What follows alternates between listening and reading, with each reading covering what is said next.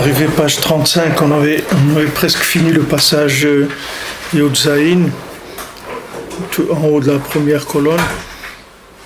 Donc hier on a parlé du Inyan de l'argent, de l'alliance et de l'argent, c'est-à-dire que le fait que maintenant il n'y a pas de réparation de l'alliance, alors il peut y avoir, ça peut abîmer aussi le Inyan de l'argent. Et comme l'argent c'est quelque chose de très élevé, alors ça va tomber ça peut devenir de la Avodah Zara mamash. C'est-à-dire l'argent c'est quelque chose de très élevé, mais si maintenant on le maîtrise pas, alors ça peut tomber dans Avodah Zara. C'est-à-dire ça peut être influencé par le côté négatif et devenir de la Avodah Zara. Ça peut devenir un pouvoir très facilement, ça peut devenir un pouvoir indépendant. Alors, on a fini en disant, Rabbi Nathan ils ont expliqué le Inyan du Mishkan, et que le Mishkan c'est le Tikkun du fait qui est Avodah Zara, c'est-à-dire qui vient du Ribouy Or, c'est-à-dire c'est la réparation qui permet de contracter la lumière. Et donc ça s'est fait par Moshe Rabbeinu et par Betsaël, Aholiav et tous les Chochmelev, tous les gens qui avaient la Chochma du cœur, c'est-à-dire qui savaient faire des récipients qui sont des contractions de la divinité, de manière à ce que tout le monde puisse se connecter avec Hachem, même si les gens, eux-mêmes, leurs récipients, ils étaient abîmés, ils pouvaient quand même se connecter. Vaïn Bezohar Kadosh Bagdamat Bedaf Yud. Alors Rabbi Nathan il dit, regarde dans le Zohar, dans la préface du Zohar, dans la page Yud, Patar Rabbi Elazar Va'amar Mizot Olam Min Hamidbar. Alors Rabbi Elazar il a dit, qui est celle qui est montée du désert. Comment Deat Amar ou Midbarech Nave. Comme c'est écrit, ton désert il est beau. Bahim ila defuma isalkat ve'alat ben gatfe deima. Alors avec ce mot-là de la bouche, elle monte et elle s'élève d'entre les ailes de la maman. Ulbatar bedibura hi nachtat ve'sharia al rashehu de amakadisha. Et après avec la parole, elle descend et elle se pose sur la tête du peuple qui est saint. Qui kartikun atzimtzum aniskar leel olia de adibur shel tfila, parce que l'ikar du tikkun du tzimtzum qu'on a mentionné avant, c'est par la parole de la prière, veshirot vetishbachot, avec des chants et des louanges, chez Zéuprinat shalosh tfilot bayom va'ain le kamal, que c'est le principe des 3 tfilot qu'il y a chaque jour, et regarde plus loin, c'est-à-dire comment on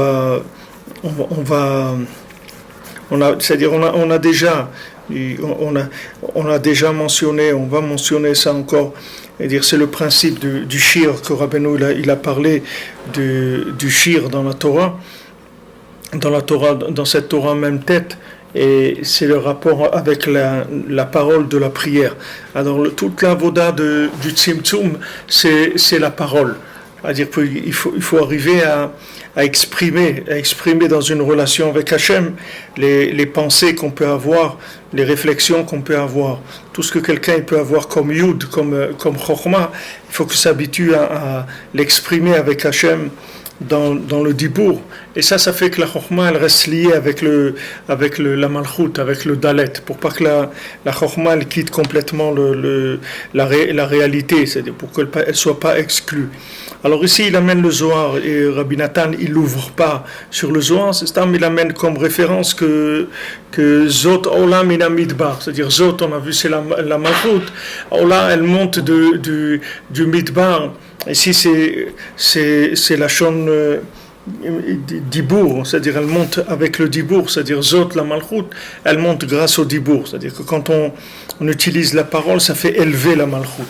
C'est ça le principal du travail, c'est-à-dire sur la Malchut, ça se fait avec le Dibour. C'est ça la reconnaissance d'Hachem. C'est-à-dire la reconnaissance d'Hachem, si quelqu'un il veut reconnaître l'existence d'Hachem, c'est par l'utilisation de la parole. C'est-à-dire s'il arrive s'il arrive à parler avec lui, ça veut dire qu'il est conscient qu'il existe. Tant que quelqu'un ne parle pas avec Hachem, ça veut dire qu'il n'est pas vraiment conscient que Hachem existe. C'est-à-dire, c'est quelque chose de flou, c'est une émouna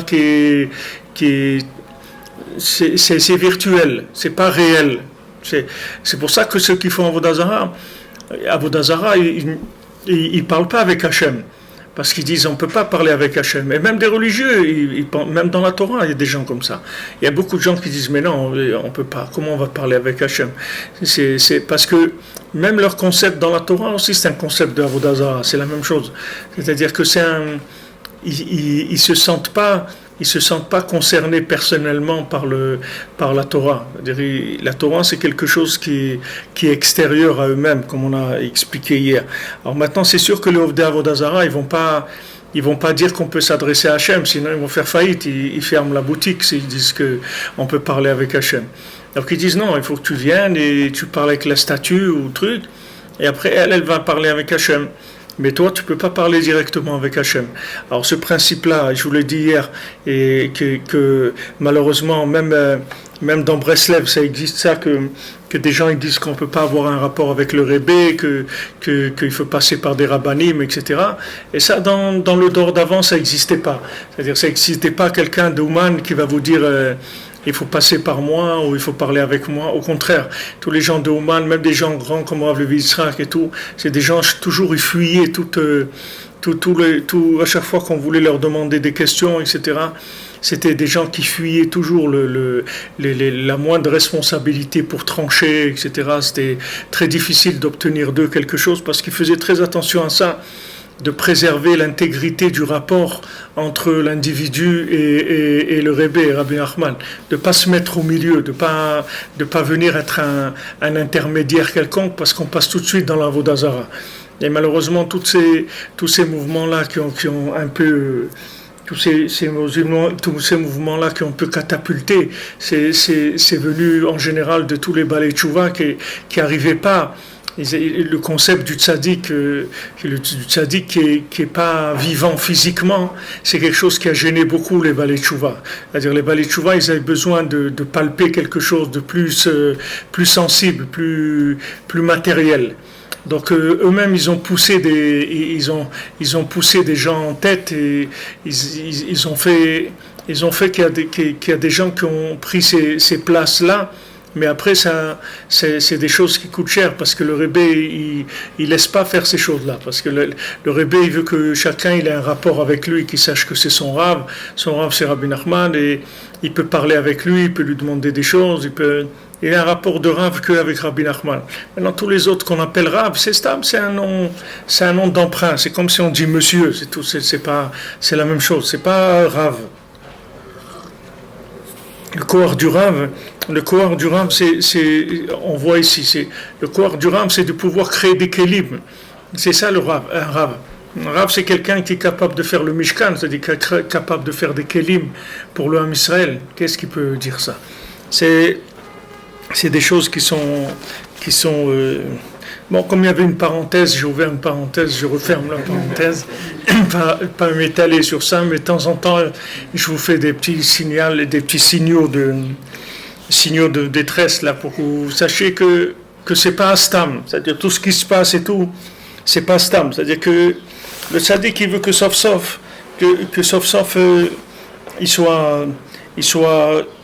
il reste, si le Rebbe il a dit qu'il va rester, c'est-à-dire qu'il va rester. Quand il a dit Nitzarti Venatzer, c'est sur ça aussi c'est-à-dire il n'y a personne qui va prendre sa place. Et quand quelqu'un il prend trop de place, alors il se passe des choses. Il faut c'est-à-dire c'est un travail, c'est-à-dire les gens qui s'occupent du klal et tout dans Breslev, il faut beaucoup de doutes et beaucoup de siyata d'ishmaya pour rester en arrière. Pour pas faire trop que ça soit pas trop, que ça se voit pas trop. Alors Otiou traite Alken Chasidim Arishonim ayu shohim sha'a achat umitpalelim. Donc Rabbi Nathan dit les Chasidim Arishonim, que Agmara l'amène dans Brachot, que les premiers Chasidim avant ils restaient 1 heure avant la prière, ils se préparaient. Parce qu'ils commençaient d'abord par s'attacher à la lumière infinie avec un attachement très fort. Ça, c'était l'heure dans laquelle ils restaient en silence avant de commencer la prière. Cette heure-là était une heure où ils étaient en silence, c'est-à-dire en silence, c'était en dvekut B'Hashem.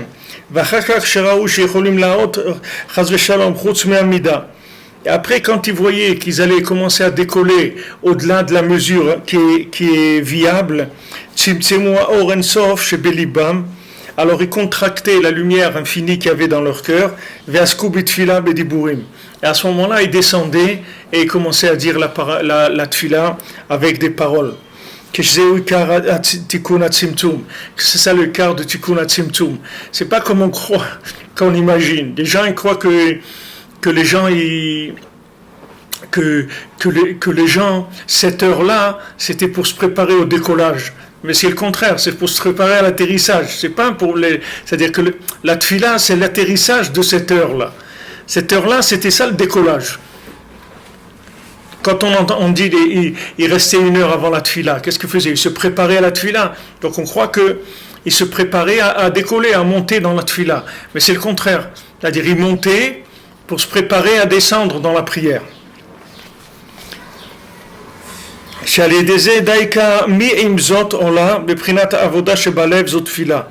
Alors, Daïka avec ça, il faisait mi imzot ola. Mi, c'est la bina, c'est-à-dire il montait dans la bina ila, mi 50, et il descendait dans zot qui est la malchut, c'est-à-dire mi imzot ola. C'est-à-dire comment mi, elle va monter, c'est avec zot. C'est-à-dire comment la bina, elle monte, c'est avec la malchut. Beprinat avoda shebalev, c'est-à-dire le travail du cœur qui est la prière. Chez Ikar itgalut malchuto comme je me vois Sham. Que ça c'est le Ikar de la révélation de la royauté d'Hachem. Donc la royauté d'Hachem elle se révèle que s'il y a tzimtzum, sinon il n'y a pas possibilité de révélation. Comme on l'a vu, on en a parlé Shabbat dans Sipur Masiot, comme on l'a vu dans la Torah. Maintenant, donc il restait une heure avant.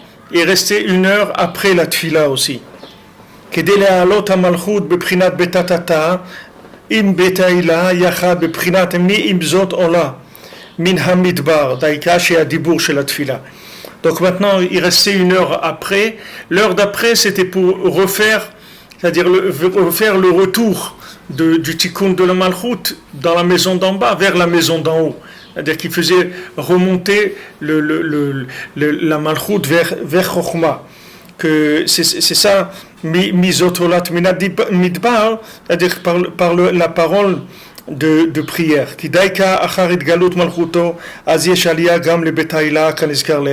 Parce que Dafka, après la révélation d'Hachem, alors il y a une élévation de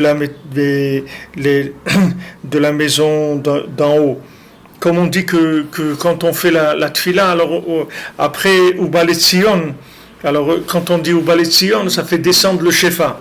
Le shefa il descend avec Ubalet Sion. C'est-à-dire dans la tfila elle-même, on monte dans la Amida. Après, quand on fait la Gdusha des Sidra, c'est-à-dire le Ubalet Sion après la tfila, c'est pour faire descendre l'abondance. Alors, c'est-à dire eux, qu'est-ce qu'ils faisaient? Ils montaient dans le Yud. Après, ils descendaient dans le Dalet pendant la tfila avec le dibour. Et après, il restait une heure pour que maintenant qu'il y a le He, alors il faisait remonter la reconnaissance d'Hachem dans les mondes supérieurs. Zeprinat cham libi bekirbi bahagigi tiv'ar esh ad she'aya kim'at nisraf miribo itlahavut. C'est ce que disait David Amelech, cham libi bekirbi, mon cœur, il est chaud en moi, bahagigi, c'est-à-dire quand je parle, alors tiv'ar esh, le feu, il brûle. Jusqu'à qu'il était presque, il se brûlait tellement il était enthousiaste, David Amelech. Et c'est ça qu'on a vu dans la paracha, que de Haremot, que les enfants d'Aaron, ils sont morts quand ils se sont rapprochés devant Hachem. Vatikun dibarti bilshoni, Maintenant, il a dit, David Amelech, il donne le tikkun, il donne la solution. Il dit, Dibarti Bilshoni, j'ai parlé avec mon lachon. Be'agigi, ça veut pas dire parler, ça veut dire, Be'agigi, c'est les hagot. Les hagot, ça veut dire étudier, penser, réfléchir. Alors, il était en dvekout dans Hachem qu'il aurait pu complètement se brûler. Alors maintenant, comment il a fait la réparation? La réparation, c'est en bilshoni, c'est-à-dire Atikun dibarti bilshoni, j'ai parlé avec ma bouche. Beprinat adibur shel tfila veshirot tishbachot kaniskar leel, c'est-à-dire la parole de prière et les chants et les louanges pour Hachem. C'est ça qui fait qu'on fait descendre cette chokhma dans le dalet, c'est-à-dire dans la malchut, par le dibour. En fait, si on comprend ce principe-là, on voit que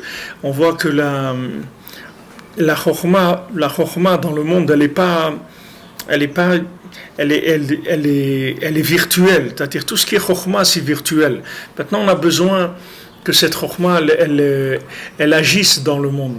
C'est-à-dire que qu'est-ce qu'ils font les gens, la plupart des gens? Ils réfléchissent avec la chokhma, ils essayent de vivre selon leur chokhma, mais du moment où ils vivent avec la compréhension, ils essayent d'appliquer leur compréhension, alors ils ne tiennent pas compte de l'existence d'Hachem dans leur vie. Ils ne peuvent pas vivre avec Hachem. Parce que si tu veux vivre avec Hachem, il faut que tu lui construises une maison. Il faut qu'il habite en bas. C'est comme ça que tu peux vivre avec Hachem. Donc maintenant, Rabbeinu te donne la clé, il te dit comment ça fonctionne. C'est-à-dire, quand maintenant tu as de la chokhma, tu as compris des choses. Behagigi, c'est-à-dire que tu as compris des choses et que, mamash, ton cœur il brûle, tu as envie de faire des choses, etc. Ces choses-là, il faut que tu les descendes dans la parole. Et quand tu les descends dans la parole, tu vas fabriquer une maison pour la chokhma. Et quand tu fabriques une maison pour la chokhma, ça y est, la chose elle a démarré, c'est tout, elle roule. Elle a plus besoin, t'as plus besoin de faire des efforts. L'effort, il est dans la transformation de la chokhma en parole. C'est là où il est l'effort. C'est-à-dire de faire descendre la chokhma jusqu'au dibour et de l'utiliser en parlant avec Hachem, en se concentrant dans les paroles de la tfila. C'est là où il est l'effort. Et après l'action, elle devient automatique, c'est-à-dire tout se met en place, c'est-à-dire c'est Hashgacha pratit, tout devient de la providence après. Une fois qu'on a fait descendre Chokhma dans Malchut, après tout devient de la providence. Et Rabbeinu, il avait donné ça aussi à plusieurs personnes, de faire 2 heures d'Hitbodedut, 1 heure de nettoyage des bilboulim, c'est-à-dire que 1 heure pour nettoyer le cœur et la pensée de toutes les vapeurs qu'il y a, du fait que quelqu'un il est occupé, il a des choses, des soucis, etc. Il a beaucoup de choses dans sa tête, sa tête elle tourne beaucoup. Alors Rabbeinu conseillait à des gens de faire 2 heures, de faire 1 heure de nettoyage, de nettoyer le circuit de manière à ce que ça soit libre. Et après la deuxième heure, la deuxième heure, il va pouvoir parler. Il y a des gens, Rabbeinu, il a conseillé à plusieurs personnes comme ça de faire 2 heures. 1 heure d'abord de décanter un petit peu, de manière à ce que tout ce qui vient du bouillonnement de ce monde, ça se calme. Parce que des fois, quelqu'un vient faire Hitbodedut, mais même tout le zman de la Hitbodedut, tout le temps, il n'arrive pas à se calmer. Il n'arrive pas à se concentrer, il n'arrive pas à se libérer des pensées qu'il y a. Les pensées, elles sont présentes. Rabbeinu dit même pour la Hitbodedut, quand quelqu'un va faire une Hitbodedut, Rabbeinu dit va dans un derech yechidi, il va dans un chemin isolé, parce qu'il dit que les endroits où il y a du monde dans la journée, alors ces endroits-là, ils sont imprégnés des pensées des gens. Tous ces gens, ils courent dans les rues, etc. Alors il y a des milliers, des millions de pensées qui circulent. Et ces pensées, elles restent là-bas. C'est pas que chacun y part et il emmène ses pensées. Il y a une présence de ces pensées. Alors quand quelqu'un il est là-bas, il est troublé par ces présences de pensées. Donc les endroits qui sont isolés, ils sont mieux. C'est-à-dire où il y a moins de monde qui passe, c'est plus tranquille. On a moins Mais nous, déjà, qu'on arrive à se calmer de nos pensées à nous, c'est-à-dire qu'on arrive à connecter le cœur. Il faut se libérer de tout ce qui est d'ébullition au niveau de la pensée, de réfléchir, ça, etc. La personne, elle réfléchit tout le temps, elle essaie de comprendre, de déduire des choses, etc. Ça, au moment de l'Aïd-Boédout, il faut le mettre de côté. On n'a pas besoin de ça du tout pour faire Aïd-Boédout. Au contraire, c'est quelque chose qui va nous déranger. Ce qu'on a besoin d'Aïd-Boédout, c'est que le cœur il soit disponible. C'est ça qu'on a besoin. On a besoin de laisser le cœur tranquille, de manière à ce qu'il puisse faire fonctionner la parole. Alors, Raminatan, il dit tout ce Inyan qu'on a vu, tout ce sujet-là, c'est le principe de Purim et de la guerre contre Haman et Amalek. Qui kol avodat tzaddik, les galot malchuto, le kol ba'olam, parce que tout le travail du tzaddik, c'est de révéler la royauté d'Hachem à tous les gens du monde, les migadol ve'at katon, du plus grand au plus petit, mirum kol dargin, atsof kol dargin, sof kol dargin, de plus haut jusqu'au plus loin, le dernier des derniers de tous les niveaux. Les otsi afilu aneshamot anitzotzot shenaflu melakom shenaflu, de faire sortir les âmes et les étincelles qui sont tombées là où elles sont tombées, les vareram ul kaptsam taram ul zakham, de les trier, de les réunir, de les purifier et de les clarifier, les nettoyer. Vaikar alidei prinat niskar leel, alidei binyan haTorah niskar leel. C'est-à-dire que comment ce travail se fait, c'est par ce qui est mentionné en haut, c'est-à-dire par l'édifice de la Torah dont on a parlé. C'est-à-dire que cette Torah 49 là, c'est la Torah que le tzaddik il utilise pour pouvoir construire la malchoute. C'est-à-dire c'est comme ça que le tzaddik il construit le monde. C'est-à-dire il rapproche les éléments les plus éloignés du monde. Et on voit, bon, Hachem, aujourd'hui, combien de gens, je reçois des emails, des gens qui sont des goïms, mais ils font tikkun haklali tous les jours, ils veulent venir à Ouman, ils n'osent pas, ils disent, est-ce que ça va pas déranger? Je suis pas juif, ça va pas déranger si je viens à Ouman, etc. On voit que les gens, ils sentent qu'il y a quelque chose qui les touche, c'est-à-dire la malchoute d'Hachem, c'est quelque chose qui les concerne. Ils se sentent appelés. Ça, c'est le travail que le tzaddik fait, c'est ça, tout son travail, c'est ça. Donc il le fait par cette Torah-là, par l'intermédiaire de ces principes-là dont on a parlé. On doit contracter la lumière qui est la lumière de l'enthousiasme, ou l'idgaber meod lehamshir marchavot tovot, c'est-à-dire se renforcer beaucoup pour attirer de bonnes pensées, ou le salek marchavot raot shem ikar hayetzarin, et d'enlever les mauvaises pensées qui sont le ikar du Yetzer hara, jusqu'à que la royauté d'Hachem elle se révèle grâce à ça. C'est-à-dire que maintenant on a une lutte au niveau de la pensée. Comme on a parlé souvent pendant Pessah, que maintenant c'est très difficile de faire le tri. C'est-à-dire que du moment où on a été sauvé, que le tzaddik qui nous a envoyé cette lumière-là pour sortir, alors on a une tendance à suivre cette lumière. On voit dans le Sipurim Asiyot, quand les petits-enfants, dans les 7 mendiants, quand les petits-enfants, ils ont découvert les mendiants, quand les 2 petits-enfants, ils étaient dans la forêt, et ils avaient plus de pain à manger, alors ils ont commencé à pleurer. Alors ils ont trouvé un mendiant qui était aveugle. Il leur a donné à manger. Alors après, ils lui ont dit, on veut venir avec toi. Il a dit, ça, je veux pas.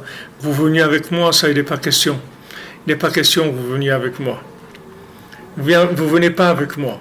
Voilà, maintenant, je vous fais une bénédiction, c'est-à-dire que vous soyez comme moi, etc. Après, il leur dit, voilà, moi, je suis pas du tout aveugle, moi, je vois d'un bout du monde.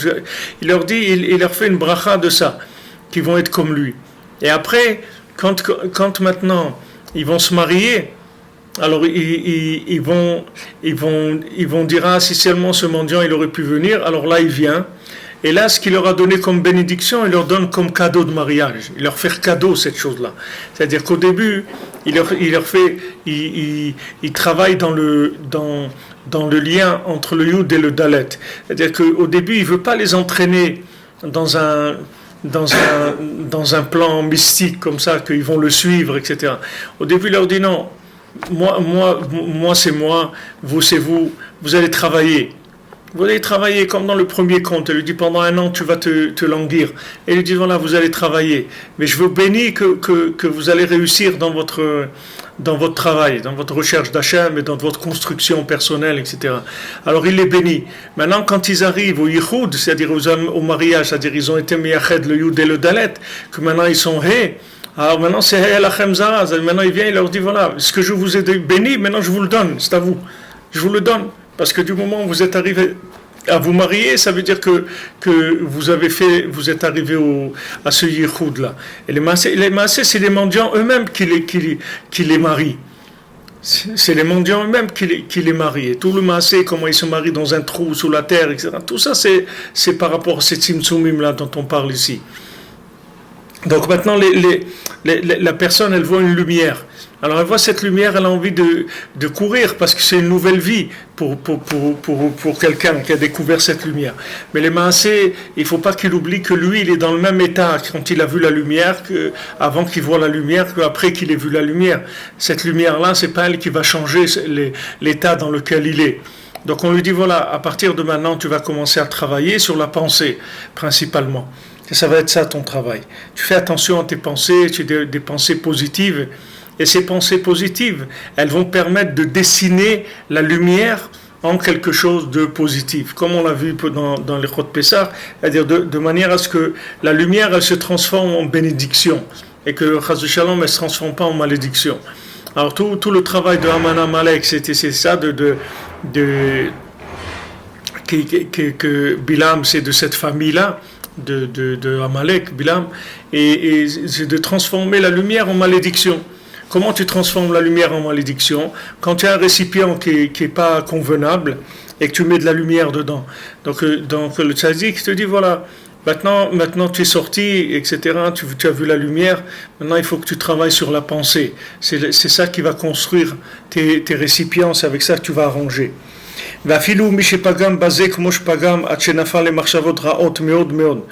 même si quelqu'un il a beaucoup abîmé là-dedans, qu'il est tombé dans des mauvaises pensées, très très mauvaises, qui font partie des 24 choses qui empêchent la tchouva, comme c'est écrit dans le Rambam. Il y a 24 choses qui empêchent la tchouva. Et comme ils ont dit, nos chachamim, Afalpiken Yair bon beniflootav. Alors malgré que nos chachamim ils ont dit que Bal Marshava c'est quelque chose qui met à kev la tchouva, c'est-à-dire que quelqu'un qui pense beaucoup ça l'empêche de faire tchouva, c'est-à-dire quelqu'un qui vit beaucoup dans la pensée ça l'empêche de faire tchouva. Malgré ça, le tzaddik va éclairer en lui beniflootav avec des choses extraordinaires, qu'à chaque fois, il va se renforcer contre les mauvaises pensées, et qui ne tombe pas du tout dans sa tête sur les mauvaises pensées qui lui arrivent, qui ne tiennent pas compte de ces mauvaises pensées. Même s'il voit qu'il est attaqué tout le temps par des mauvaises pensées, il ne faut pas qu'il se laisse casser par ça. Il faut que lui, il s'occupe du bien, et uniquement du bien. Et le mal, il va disparaître. Il va pas c'est normal qu'au début, il y a un mélange. Au début, il y a une schizophrénie comme ça pendant pas mal. Le début, il peut durer quelques années. C'est pas quelque chose qui s'en va rapidement. Ça peut durer une bonne partie de la vie même. Mais c'est pas grave. Ce qui compte, c'est d'avoir trouvé le filon, comme on dit. Une fois que tu as trouvé le bien, alors tu t'occupes du bien. Maintenant, tu es attaqué comme tu étais attaqué, tu t'occupes pas de ça. Ça, c'est pas ton problème à toi. Toi, tu t'occupes que du bien. Et le mal, il va partir. Veyeda, et il faut qu'il sache, kol nekuda, ve'ataka, shene'etak, marshavato, mira, letov. Il faut qu'il sache que chaque point et chaque mouvement qui déplace sa pensée du mal vers le bien, tout ça c'est très précieux aux yeux d'Hachem, Vekulam itkabtsu lezrato. Et tout ça, ça va se réunir pour l'aider quand il va en avoir besoin. Aman Amalek shekalul mikol klipot. Maintenant Aman Amalek, que lui il inclut toutes les klipotes, comme c'est connu, hu befer mikolze. Lui Aman Amalek c'est le contraire de tout ça. Vekol kavanato le'ara mitrila ve'atsof. Et toute son intention c'est de faire le mal depuis le début jusqu'à la fin. Ki yonek me'asigim shel prinat shvirat kelim. Parce que lui d'où il vit, de quoi il s'alimente des choses qui sont venues de la Shvirat Kelim. Il y a eu des éléments qui se sont déversés. Shem Prinat Malche Edom, Shekalul Mikol Asigim, qui sont les rois de Edom, qui incluent toutes les clipotes qu'il y a eu par le Ribouille Or. Quand la Torah elle parle voilà les rois qui ont régné sur Edom, elle cite tous les rois de Edom. Alors ça c'est ces rois-là, ces clipotes-là qui à chaque fois que maintenant il y avait une tentative de création du monde et que le monde il explosait parce que la lumière d'Hachem elle était trop forte. Alors au moment de cette explosion-là, il y avait un déversement de lumière et ça alimentait ces rois-là de Sitrachara. Et comme ça, à chaque fois, les 7 fois qu'Hachem il a essayé de créer le monde, à chaque fois le débordement de lumière, il a donné cette force à ces éléments. Ça, c'est les 10 enfants de Haman qui s'appellent les 10 couronnes de la Touma. Comme on a vu dans Sipurim Masiot, les 10 flèches qui tirent sur la princesse dans les contes, dans le 6e mendiant. Alors quand le roi il voit qu'elle va lui échapper, c'est-à-dire quand le Yitzhara il voit qu'il va lui échapper, alors il commence à envoyer des 10 flèches. Il envoie 10 flèches, il envoie des obus, il envoie des kachouchas, il envoie tout ce qu'il peut envoyer, il tire tout ce qu'il peut tirer, parce que il sait que la fin est proche, parce que du moment où il s'est sauvé, ça y est, il y a un moment où il va se renforcer et il va sortir Béhémet. Parce que ça c'est connu, c'est écrit dans le Etzraïm, dans le Sefer de Rabbi Chaim Vital, sur les rois de Edom.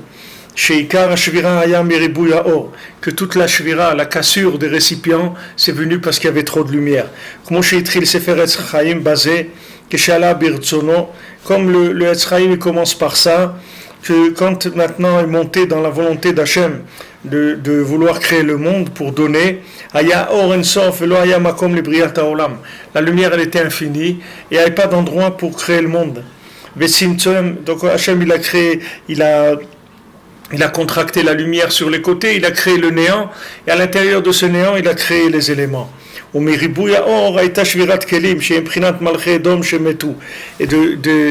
il y avait trop de lumière, ça entraînait que les récipients ils ont craqué, et ça c'est les rois de Edom qui sont morts. Maintenant tout notre travail c'est de réparer ça. Et c'est ça la chose extraordinaire que quelqu'un qui a le libre arbitre, il a le choix de pouvoir faire ça. Parce que la seule réparation c'est par celui qui a le choix. Qu'il a une tendance négative, qui a un Yetzirah, et avec ça, il a le libre arbitre. Parce qu'on est obligé qu'il y ait un éveil d'en bas. Sinon, le problème, il ne va jamais se résoudre. Le problème du monde, il va jamais se résoudre. Même le système de la tchouva, le système de la sortie d'Égypte, ça ne va pas résoudre le problème. Puisque maintenant, s'il n'y a pas d'éveil d'en bas, alors quelle différence il y a entre la sortie d'Égypte et le fait que maintenant, que quelqu'un, que Hachem il a créé le monde, il veut créer le monde et que le monde ne tient pas. C'est la même chose. C'est-à-dire que si maintenant on a besoin de l'assistance d'Hachem, comme d'une telle assistance d'Hachem pour sortir d'Égypte, et qu'on n'a aucune intervention, et qu'au contraire, après sur la route, on commence à se révolter contre ça, Alors chaque fois qu'on se révolte, on ne fait que prouver qu'on veut pas. Et si on prouve qu'on veut pas, alors on entretient la destruction du monde. Parce que tout ce que Hachem il a fait, c'est qu'à un moment, on puisse choisir et qu'on dit non, on veut ça. C'est ça qu'on veut. Et on va choisir ça de notre libre choix. Alors dès qu'on dit je choisis ça, ça fait un récipient pour la lumière. Mais si maintenant, à chaque fois qu'il y a des pannes, alors Hachem il doit rajouter de la lumière, c'est comme une entreprise. À chaque fois qu'il y a un problème, il y a quelqu'un qui doit injecter de l'argent dedans, mais jamais elle va marcher cette affaire-là. D'accord, il t'a donné un capital, tout ça y est, tu as démarré, il t'a fait une somme. Tu as acheté ton magasin ou tu as monté ton affaire, etc. Alors, ça y est, tu démarres. Mais maintenant, si à chaque fois, tous les mois, il faut qu'il rajoute de l'argent, il te dit, regarde, il vaut mieux que tu fermes, tu restes chez toi à la maison, je te donne tous les mois, c'est tout. Alors Hachem, il vaut mieux qu'il ferme la boutique et il ramène tout le monde en haut, c'est tout, on n'en parle plus. C'est-à-dire, tout le nyan que ce monde-là, il va servir à quelque chose, c'est qu'à un moment, on aime la Torah, on aime Hachem, et on va faire des choix par rapport à cet amour d'Hachem qui vont nous permettre de mettre la lumière dans des récipients. Tout le sens du monde, il est dans ce libre arbitre-là. Sinon, il n'y a rien, on n'a rien fait. Donc quand on arrive à un moment où il faut savoir que toute la tchouva, tout, c'est un investissement. C'est comme quelqu'un il a reçu un fonds du Fonds monétaire international. Il a reçu un prêt. Quelqu'un il vient, ou un don même, on lui a fait un don, on lui a dit regarde, voilà, on va te donner une dose de lumière, tu peux être tranquille que tu as de quoi vivre et trucs et tout, pas de problème. Mais seulement, mets-toi au travail après, parce qu'on ne va pas revenir tous les 6 mois pour refaire une injection d'argent. On te donne un capital, et tu démarres. Donc Hachem, il te donne un capital de lumière. Et il faut que tu saches que tu n'as rien fait pour l'instant. T'as rien fait du tout. C'est pas parce que tu es sorti, et même des moustiques qui seraient sortis avec cette lumière-là. Je veux dire, il y a pas ça veut rien dire que tu es sorti. Quelqu'un dit j'ai fait tchouva et tout, ça veut rien dire. Il n'a pas fait tchouva. La tchouva c'est pas ça. La tchouva c'est dans Sfirat HaOmer, c'est pas dans de sortir. Sortir, tout le monde sort. Quelqu'un il voit cette lumière, il sort tout de suite. Il y a personne qui peut résister à cette lumière-là, puisque c'est une lumière qui va fausser le système du monde. Donc c'est sûr que tout le monde va sortir, puisque tous les systèmes qui maintiennent les gens en prison, ils vont être cassés au moment où la lumière elle arrive. Donc il n'y a personne qui va te retenir, ni tes parents, ni tes frères, ni tes sœurs, ni ton patron, et personne ne peut te retenir. Parce que c'est une lumière qui va chambouler tous les systèmes. Tous les systèmes. En Israël, ils ont même monté une association des parents de Balei Tchouva contre les Balei Tchouva. C'est-à-dire pour lutter contre les gens qui font faire Tchouva aux gens, etc. Pour dire que c'est des gens qui font du lavage de crâne et des trucs, etc. Qui entraînent les gens dans des choses, etc. Mais ça s'est calmé. C'était quelque chose qu'il y avait il y a une trentaine d'années. Maintenant, ça s'est calmé parce que ils voient la différence qu'il y a dans les résultats des gens qui se marient, qui ont des familles normales et qui fonctionnent normalement et travaillent, etc. Ils voient qu'il y a un résultat il y a un résultat, c'est pas. Mais pour dire qu'il y a des gens qui ont compris que la tchouva c'est quelque chose c'est de forcer la main aux gens. C'est ça la tchouva. La tchouva c'est qu'on force la main à la personne, on lui envoie une lumière très forte par rapport à tout ce qu'il a à côté. C'est rien du tout. Même si quelqu'un c'est un fou de la musique ou un fou de n'importe quoi, la lumière de la Torah elle est 1000 fois plus forte que toutes les lumières qu'il y a dans le monde. Donc Hachem il envoie une dose de lumière très très forte. Cette dose de lumière elle t'oblige à sortir. Tu peux rien faire du tout. Mais maintenant on attend que après par ton libre choix tu choisisses le bien. C'est ça qu'on attend. Sinon on n'a rien fait. Si maintenant tu as besoin d'un assistant en lumière, si maintenant de temps en temps il faut remettre une dose, Hachem il remet une dose, il n'y a pas un problème. Après il y a un enfant qui naît, ça remet une dose, après il y a un truc qui se passe. Hachem il remet des doses de temps en temps. Mais le hikar c'est que tu arrives à faire un choix de ton plein gré, c'est ça qu'on veut. À un moment on veut que tu dises, voilà, j'ai choisi de par moi-même. C'est pas de la lumière maintenant. Maintenant, j'ai choisi, je me suis rendu compte que c'est ça la vérité. Et j'aime ça. Pas que tu te révoltes comme ils faisaient dans le désert. Tu dis, ouais, il y en a marre de ça, les trucs, et les religieux sont comme ça, et les trucs, ils sont... Il y a quelqu'un en Israël il y a quelqu'un en Israël, il a attaqué le gouvernement. C'est un religieux, c'est quelqu'un qui vient de milieu orthodoxe. Il a attaqué le gouvernement. Comment il laisse des enfants grandir sans qu'ils apprennent les bases de ce qu'il faut savoir dans la vie pour entrer dans les universités, etc. C'est-à-dire comment il laisse des systèmes se développer comme ça. C'est-à-dire qu'il y a des gens, ils vont à l'école, ils apprennent le Chumash, la Mishnah, la Gemara, tout ce que...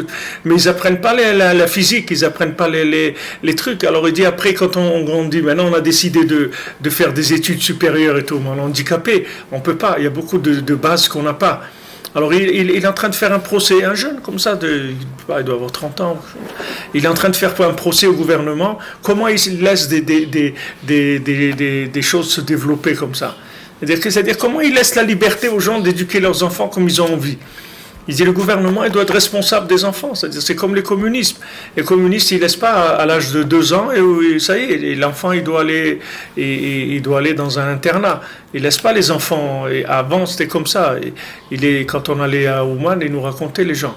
Il n'y avait pas d'enfants. Les gens ne voulaient pas avoir d'enfants parce que ce tsar-là, un enfant ça veut dire 2 ans, c'est tout.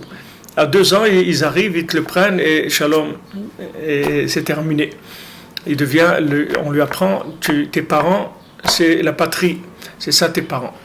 Il n'y a pas de parents. Parents, c'est la patrie, c'est l'État, c'est ça tes parents.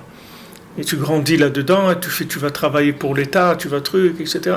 C'est ça Après, il n'y a pas de...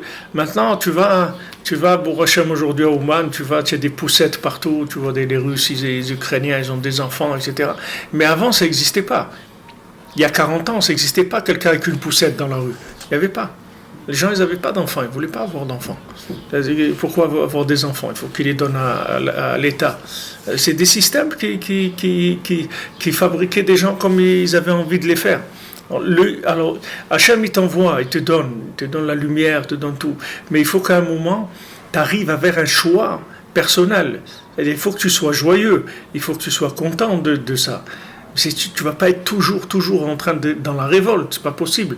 Il y a un moment où il faut que tu acceptes la Torah et que tu la vives et que tu sois heureux d'être dedans. Comme Eretz Israël, comme tout, il y a un moment où il faut que tu sois heureux. Tu dises, bon, Hachem, mais merci que tu nous as séparés des gens qui se trompent, tu nous as donné la Torah, tu nous as donné le tzaddik, tu as donné Eretz Israël, c'est merveilleux. C'est merveilleux, c'est quelque chose d'extraordinaire. À un moment, il faut que ça devienne ton choix personnel, parce qu'il n'en a rien fait. S'il n'y a pas un moment où tu vis ça de façon consciente, ça veut dire que le Dalet il s'est pas rempli avec le Yud. Il n'y a rien eu qui s'est fait. Ça veut dire que la personne elle est à l'extérieur pour l'instant. Elle est pas. Donc le tikkun de toute la bria, c'est le libre arbitre. C'est de pouvoir de faire un choix personnel. Et dire non, c'est mon choix. Ce que je suis en train de vivre, c'est mon choix. C'est pas la lumière qui m'a fait faire ce choix. C'est mon choix mamash. שעיקר השבירה היה מריבוי האור, כמו שהתחיל ספר עץ החיים, וזה עיקר נפלאות מעלתו של בעל בחירה. כי אי אפשר לתקן כי על ידי הבעל בחירה שיהיה יוצא הרע כזה. כי בהכרח שיהיה התערותא דלתתא. Voilà, on est arrivé là. C'est-à-dire que c'est indispensable qu'il y ait un éveil d'en bas. כי כל השבירה הייתה על ידי שלא הייתה התערותא דלתתא. Parce que toute la cassure, c'est-à-dire tout le fait que maintenant les récipients se sont cassés, c'est parce qu'il n'y avait pas d'éveil d'en bas. Tu vois bien, c'est les paroles, si tu regardes les paroles des gens qui sont sortis d'Égypte, ils ont dit, mais on était bien là-bas, pourquoi tu es venu nous chercher? Pourquoi tu es venu nous sortir de là-bas? C'est-à-dire, c'est ça tout le dialogue.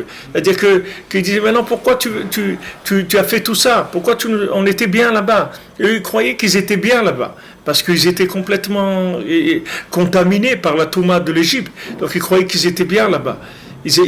Tout le chemin de purification, ils ne sont pas réalisés, ils ne sont pas arrivés à réaliser. Et bien, c'est pour ça qu'ils ont tourné 40 ans dans le Midbar, ils ne sont pas rentrés, c'est leurs enfants qui sont rentrés. Alors comme Rabbi Nathan il le dit la plupart du temps, il dit que le tikkun d'un Baal Tshuva, c'est ses enfants, c'est pas lui. Donc il a intérêt à investir en eux et à les mettre dans des bonnes écoles et à ce qu'ils réussissent leur vie.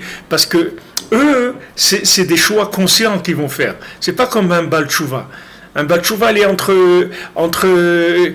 le Zohar et les Rolling Stones, tout le temps. Un des jours, il se lève, il est Rabbi Shimon, un autre jour, il se lève, il est Mick Jagger. Alors, comment il va faire? Comment il va vivre comme ça? Le pauvre, c'est comme ça, c'est pas une malasote, c'est nifla, mais c'est comme ça. Il y a des jours où les Rabbi Shimon Bar Yochai, il y a des jours où il retourne là-bas, il tire la langue. Qu'est-ce qu'il va faire? C'est une malasote. Mais ces enfants, c'est fini tout ça. Les enfants, ça y est, ils rentrent en Eretz Israël. C'est-à-dire, les enfants, eux, c'est mamash la continuité de la personne et c'est un choix. C'est un choix. L'enfant lui-même, c'est le résultat du choix des parents. D'avoir un enfant, c'est le résultat de la bechira des parents, déjà. D'avoir un enfant, c'est déjà le fait que les parents, ils ont choisi le tov d'avoir un enfant. Combien de gens, ils ne veulent pas avoir d'enfant parce qu'ils ne veulent pas s'engager. C'est un engagement d'avoir un enfant.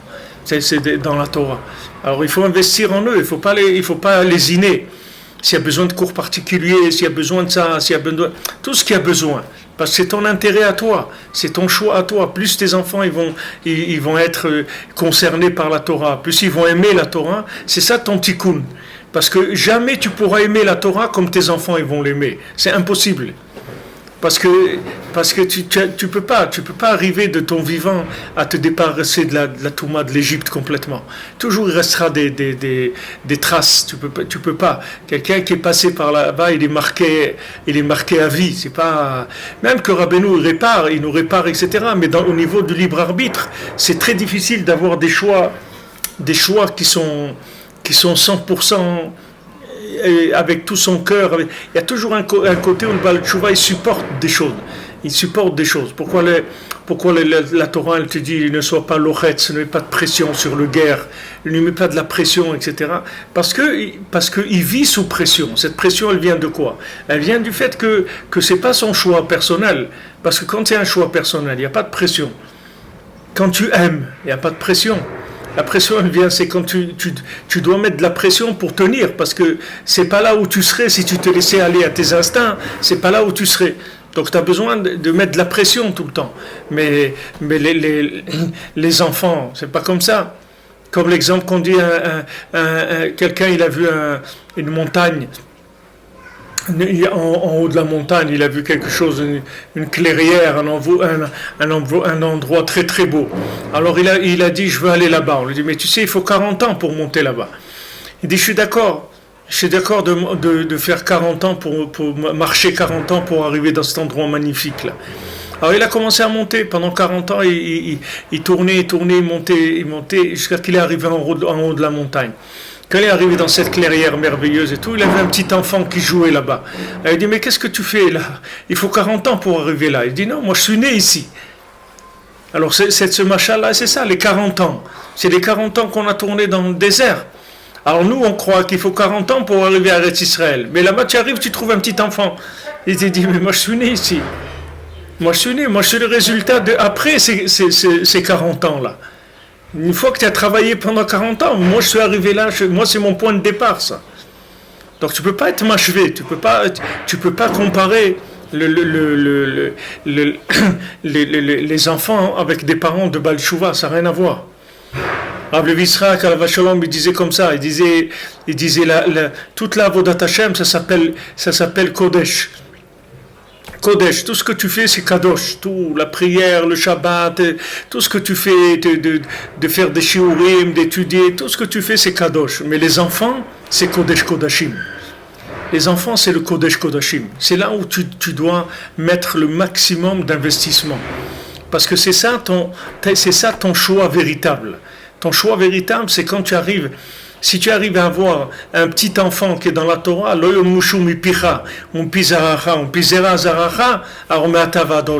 c'est-à-dire que quand tu arrives à que ton petit enfant il soit dans la Torah et il aime la Torah, ça veut dire que ça y est, tu as réparé la chaîne de fabrication, elle a marché. C'est-à-dire que tu as réparé, c'est fini. La réparation elle s'est faite, Ada Olam, ça y est, c'est fini. La réparation elle est éternelle. Il faut que tu arrives à donner une telle impulsion de ratson, de vouloir et tout, que le dor chéni, parce que les petits-enfants, bne banim areim ke banim, tes petits-enfants, c'est comme tes enfants, c'est la même chose. C'est-à-dire, quand tes petits-enfants, ils restent dans la Torah, ils aiment la Torah, ils étudient, etc., ça veut dire que toi, tu es réparé. C'est la preuve que toi, tu es réparé. Tu vas trouver un petit qui joue en haut là-bas, il dit, mais moi, je suis né ici.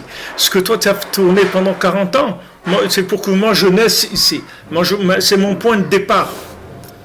C'est difficile, tu vois beaucoup des Bali Tchouva, ils ont des nerfs, ils ont beaucoup des nerfs. Il y a beaucoup de gens qui sont dans la Torah, ils ont des nerfs. Les nerfs c'est terrible. Et quelqu'un qui a des nerfs, pourquoi il a des nerfs? Parce qu'il est sous pression, parce qu'il fait des choses qu'il n'aime pas. Quelqu'un qui aime, il n'a pas des nerfs. Quelqu'un qui est en train de manger une glace, il n'a pas des nerfs. Quelqu'un qui est en train de voir un film, il n'a pas des nerfs. Si le film il lui plaît, il n'a pas des nerfs. Quelqu'un qui est au bord de la mer et il a un yacht, il se promène, il pêche des trucs, il n'a pas des nerfs. Parce qu'il aime ce qu'il est en train de faire. Qu'est-ce qu'il y a des nerfs? C'est des gens qui sont sous pression, ils ont des nerfs. Alors tu vois beaucoup de gens qui sont dans la Torah, ils ont des nerfs parce qu'ils mettent de la pression, ils sont obligés de mettre de la pression pour fonctionner. Ils fonctionnent beaucoup avec de la pression. Parce que le choix, il est difficile. Et le choix est difficile. La personne, elle est contaminée par beaucoup de poisons qui viennent d'Égypte. C'est difficile d'avoir un choix qui est un choix vrai, 100%.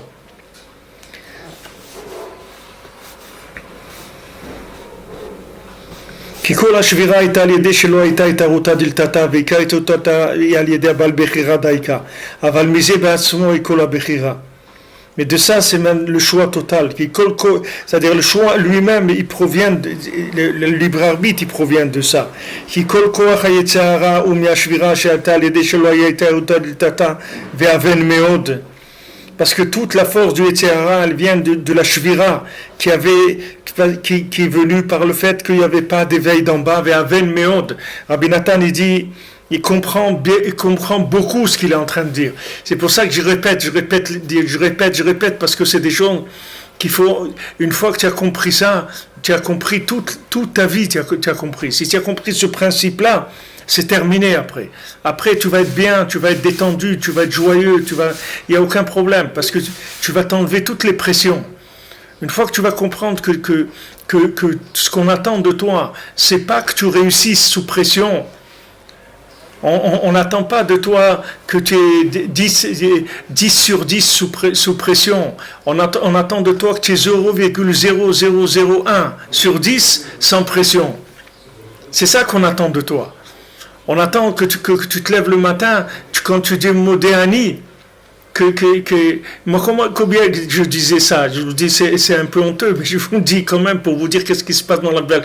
Les tchouvas, moi quand je prenais l'avion, quand j'étais jeune, alors je voyais tous les gens, ils faisaient tfilata derrière pour que ça se passe bien. Je dis, moi je faisais tfilote pour que l'avion s'écrase. Mais la seule chose que j'avais pitié, c'est pour les gens qui avaient dans l'avion. C'était tellement dur pour moi, c'est-à-dire tellement dur. Je me dis, si on pouvait me libérer de cette pression-là, je serais content. Alors maintenant, quelqu'un qui vit avec ça dans sa tête, comment tu veux le pauvre comment tu veux qu'il ait un sourire, qu'il ait un truc? C'est difficile pour lui, c'est très très difficile. Bien sûr, c'est mieux de faire beaucoup moins. Beaucoup moins, c'est pas rien que moi. Beaucoup moins.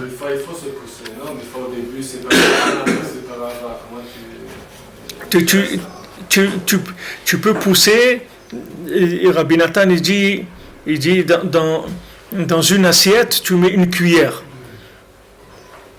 Tu peux pousser quand tu sens que c'est bien accroché. Des choses un homme il n'est pas détruit 100%, il peut être détruit 90%, mais pas 100%. Il y a toujours des endroits, des choses qui marchent un peu mieux, des choses que tu aimes un peu plus, que c'est plus facile pour toi. Là-dedans, tu peux faire des efforts. Mais Sfirata Omer, tu vois bien, on fait rien du tout.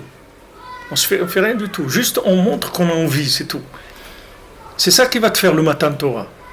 Tout ce que tu fais tu peux faire des choses, ça te prouve rien de faire des choses. Tu n'as rien prouvé quand tu as fait des choses. Et le vouloir, il n'y a personne qui sait le mesurer. Il n'y a que le tzaddik qui sait, Hachem et le tzaddik qui savent combien il y a de vouloir dans ce que tu vis. Donc ça ne sert à rien de mettre de la pression, parce qu'au contraire, plus tu mets de la pression, plus tu te dégoûtes de la Torah.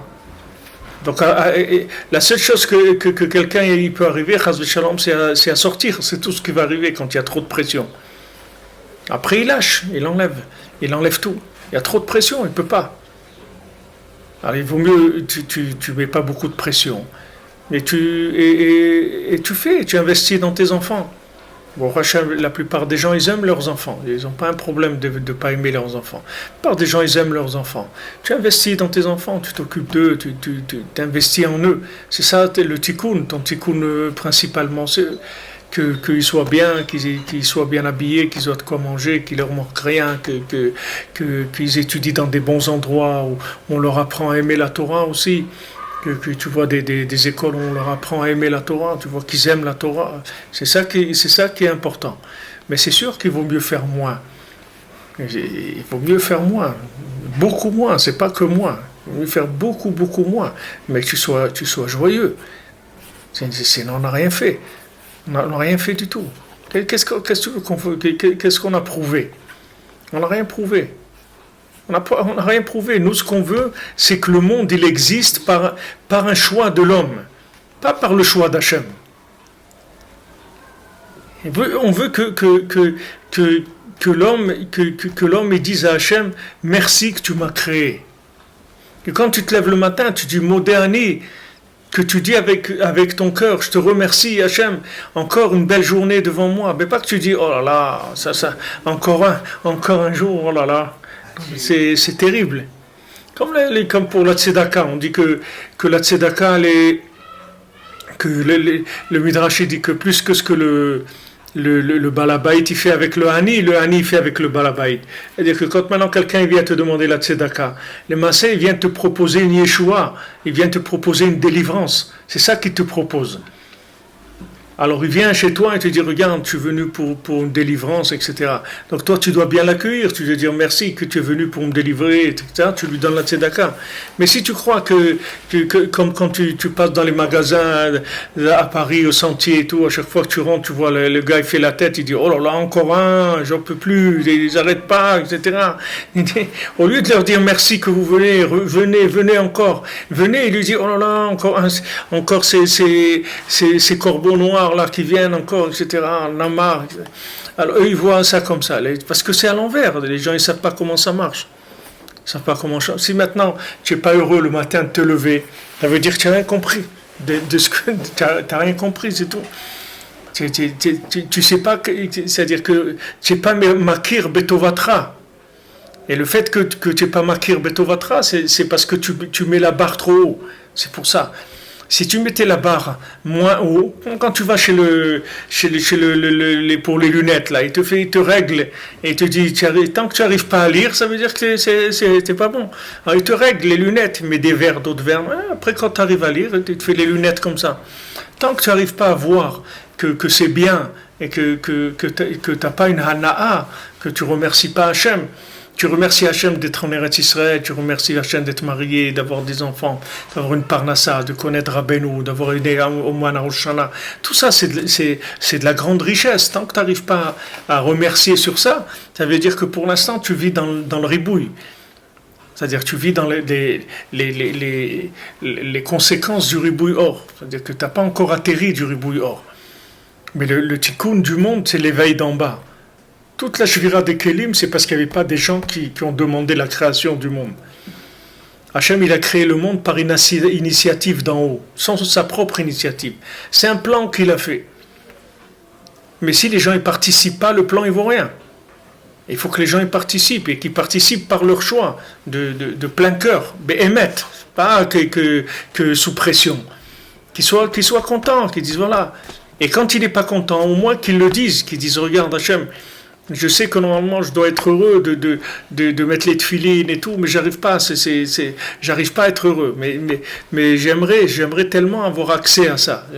Aimer la Torah, j'aimerais tellement aimer la Torah.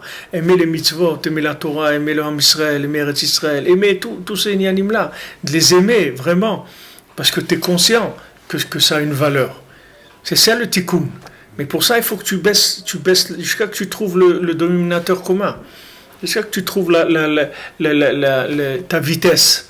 Et à ce moment-là, tu vas fonctionner, tu vas être heureux. Tu vas faire ton truc à toi, à ton niveau. Il ne faut pas regarder les autres. Ni vers le haut, ni vers le bas. Parce que chacun il a un niveau de destruction qui n'est pas le même. Il ne faut pas que tu regardes les autres. Parce que chacun il est passé par là où il est passé. Tu peux pas savoir. C'est comme à l'hôpital. Tu ne vas pas aller regarder le 8e étage ou le truc. Chacun il y a un il est venu pour des lunettes, l'autre il est en réanimation. Tu comprends? C'est pas la même chose. Et toute la journée, il est en train d'essayer des lunettes pour voir si ça lui va. Il dit non, de loin, je vois pas très bien. Et l'autre, il est avec des pompes et des trucs. On est en train d'essayer de le sauver pour pas qu'il parte, le pauvre.